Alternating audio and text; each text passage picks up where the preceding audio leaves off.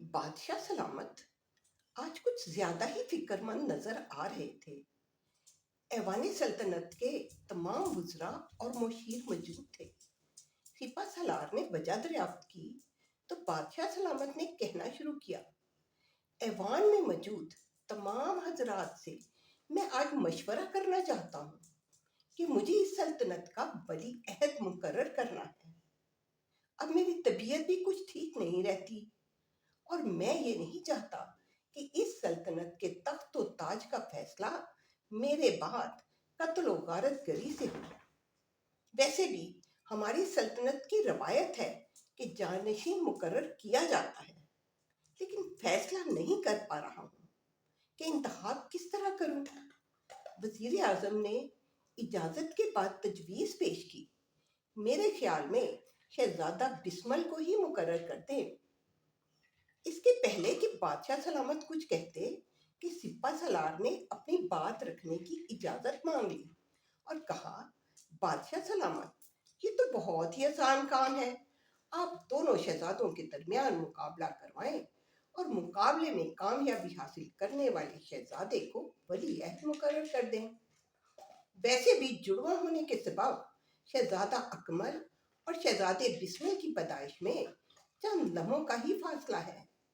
सिपा सलार की ये तजवीज़ बादशाह को पसंद आई और उन्होंने ऐलान किया, ठीक है, इसी महीने चांद की 14वीं तारीख को दोनों शहजादों के दरमियान मुकाबला करवाया जाएगा।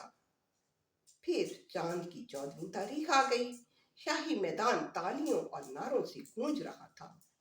मुकाबला सुबह से शुरू था, लेकिन अब तक दोनों शहजादों में से कोई बाजी ना मार सका। तीर अंदाजी, तलवारबाजी, घुड़सवारी जैसे तमाम मुकाबले बराबरी पर खत्म हुए। सुबह से शाम हो गई। दोनों शहजादे भूखे प्यासे मुकाबले में मसरूफ थे। उधर बादशाह सलामत की फिक्र मजीद गहरी होती जा रही थी। अब सिर्फ वजन उठाने का मुकाबला रह गया था। शाही रथ के कई पहिए रखे गए। शाही रथ के पहिए काफी गैर मामूली और वजनी थे। बड़े बड़े पहलवान बड़ी मुश्किल से एक पहिया ही उठा सकते थे। दोनों शहजादे सिपा सलार के इशारे का इंतजार कर रहे थे।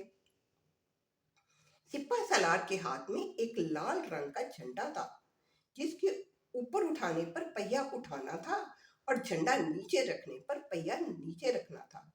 सिपा सलार ने जो ही झंडा बुलंद किया, शहजादा बिस्मिल, जो जोश व खरोश से लबरेज था, इसने दो पहियों को एक दूसरे से बांधा और उठा लिया और शहजादा अकमल एक ही पहिया उठा सका। मैदान तालियों से गूंज उठा। मैदान में मौजूद सारे लोग शहजादा बिस्मिल जिंदाबाद के नारे लगाते हुए खुशी से झूम रहे थे।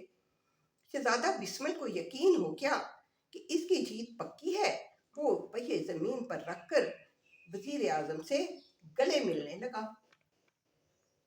जैसे ही बादशाह सलामत मैदान के दरमियान में आकर खड़े हुए, शहजादा बिस्मिल इनके करीब गया और वजीर आजम ने पुरमसरत लहजे में कहा, लीजिए बादशाह सलामत, हाजिर है आपका वली है। बादशाह सलामत ने बगैर कुछ कहे कहा, सिपा सलार को इशारा किया। उसने लाल झंडे को नीचे किया। झंडा नीचे करने के बाद शहजादा अकमल ने पहिया जमीन पर रख दिया। बादशाह सलामत ने आगे बढ़कर शहजादा अकमल की जीत का ऐलान किया और गोया हुए, वजीर आजम साहब, ये रहा हमारा वली है। लेकिन ये तो नाइंसाफी है बादशाह सलामत। शहजादा बिस्मिल ने दुगना वजन उठाया था। असल हकदार तो शहजादा बिस्मिल ही है। नहीं, ये मुकाबला सिर्फ वजन उठाने का नहीं था। सबसे पहले तो शहजादा बिस्मिल ने सिपा सलार के मुकाबला खत्म करने का ऐलान का इंतजार नहीं किया और खुद को फातेह समझ बैठा। ये इनके उतावलेपन की निशानी है। दूसरे, ये मुकाबला सिर्फ ताकत के मुजाहरे का नहीं था। वली अहद के लिए सिर्फ ताकतवर होना काफी नहीं, ये मुकाबला तवानाई साबित करने के लिए भी था। मैं शाही मुअल्लम से दरखास्त करता हूँ कि ताकत और तवानाई पर रोशनी डालें। शाही मुअल्लम ने बादशाह सलामत, तमाम वुज़रा और अवाम से खिताब फरमाया, किसी भी जिस्म में मौजूद काम करने की सलाहियत को तवानाई कहते हैं और तवानाई खर्च करने की रफ्तार को ताकत कहती हैं। बादशाह सलामत ने शाही मुअल्लम का शुक्रिया अदा किया और ऐलान किया, बेशक ताकत के मुकाबले में शहजादा बिस्मिल आगे हैं, लेकिन शहजादा अकमल तवानाई के मामले में आगे नजर आते हैं। ताकत जोश और तवानाई होश की सिफ्त है। मामले में आगे रहने के लिए तसलसल और नज्म ज़ब्त की पाबंदी जरूरी है। इसलिए शहजादा अकमल को वली अहद मुकर्रर किया जाता है। इस ऐलान के बाद सारा मैदान शहजादा अकमल जिंदाबाद के नारों से गूंज उठा।